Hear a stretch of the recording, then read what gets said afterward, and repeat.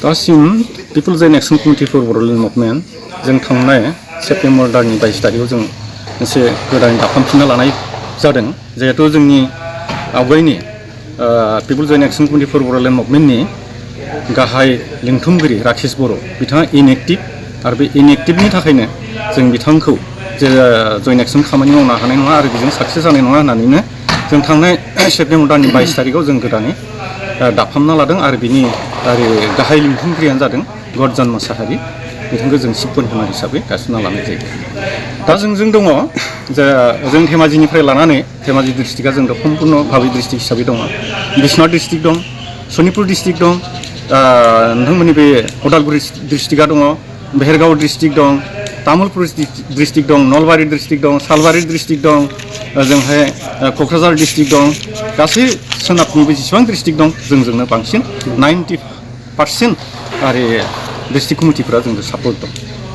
आरो बेवहाय गुबुन गुबुन जिहेतु बे मोनसे कंग्ल'मारेट एबा आमब्रेला अर्गेनाइजेसन हिसाबै जोंनियाव दङ बर्मन कसारि स्टुडेन्ट इउनियना जोंजों दंफायो आरो ओरैहाय जोंजों कार्बिफोर दङ आरो लोगोसे देउरि समाजनि माखासे आफादफोरा दङ, लोगोसे गार' सैथो बाथ्रा जों दं जिहेतु जोंबो peoples and action committee for Bodoland मुभमेन्टनि गुरखा जानानै एनडिपि प्रग्रेसिभ मुस्लिम बिथांजों जों सम थांफानानै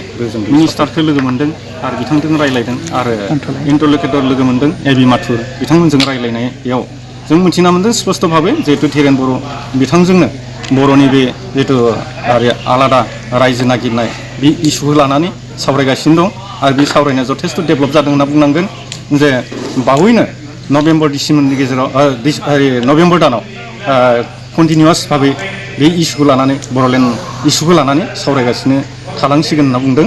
आरो बेखौ लानानै जों आसा खालामनो हायो नभेम्बर दानाव नङाब्लाबो डिसेम्बराव निस्सय मोनसे फाइनाल डिसिसन बा फाइनाल मोनसे सेप जाहैगोन जों बेखौ नुना मोन्दों। आच्छा, दा जितु बिटिसिनि चिफ हाग्रामा महिलारि बिथां आरो एनडिएफबिनि जितु बे मोननैखौ लानानै मोनसे भारतनि सरकारजों सावरायनो नागिरदों, दा बेयाव बिटिसि चिफ हाग्रामा महिलारिखौ लानानै खामानि मावनायाव बेसे फोथायथावना?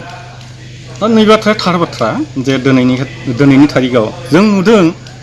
जोङो गुबुन गुबुन स्टेटनि बा गुबुन गुबुन हादोरनि माखासे समस्याफोरखौ लानानै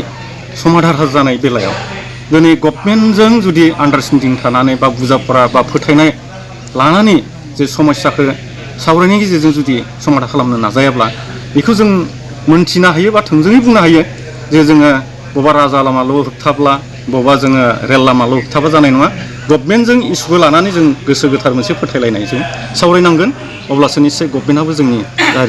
समस्यानि सायाव निस्सय बिथांमोना गोसो होगोन आरो बेखौनो लानानै जिहेतु बिपिएफ हाग्रामा महिलारिया बर्तमान बिटिसिनि चिफ जाना दङ आरो बेनिफ्राय बिपिएफआ दिनै बिजेपि सरकारजोंबो एलायन्स गभर्नमेन्ट हिसाबै बिथांमोना दङ, मन्थ्रि दङ आरो बेखायनो दिनै जों बिथांमोनजों जोंनि इस्युखौ लानानै सावरायगासिनो दं। बे बेलायाव निस्सय बिथांमोना कपारेसन होगासिनो दं दिनैनि थारिखआव आरो जोंबो फोथायदों बिथांमोना जोंनि बे समस्याखौ सलुसन खालामनायाव निस्सय सहाय होगोन। आरो नैबे बाथ्राया ओंखारबाय थादों बा बुंबाय थादों गबिन्द बसुमतारी बिथाङा जे दिनै हाग्रामा महिलारिनि पकेटाव हाबनानै धीरेन बर'आ दिनै जेबो मावनो हानाय नङा, बे दिनै पकेटाव हाबना थाबाय, बे ओंखारबोनो हानाय नंला, बर' जाथिनि समस्या समाधान जानाय नङा बेखौ होनदों। नाथाय बे बाथ्राया खोब मिनिथाव बाथ्रा।